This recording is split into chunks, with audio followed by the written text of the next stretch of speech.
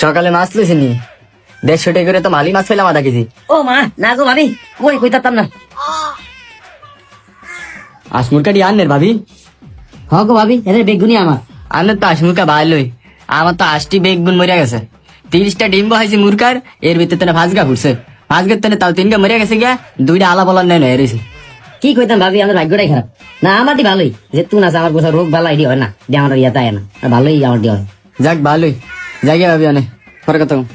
না গো মা, এতির আসমুরকা ঘুরা হইয়া গেছে বাড়িটা, এক একটা রাত আর ওজন 2-2.5 কেজি।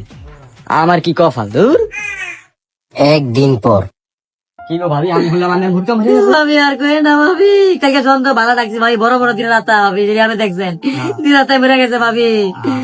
ভাবি আমি খাই না, আমি কতদিন খাই না তো কত রাতার খাওয়াই ভালো গুছি সকালে দিয়ে মরা ভাবি। আহা, কান্না, কান্না, কান্না, কান্না।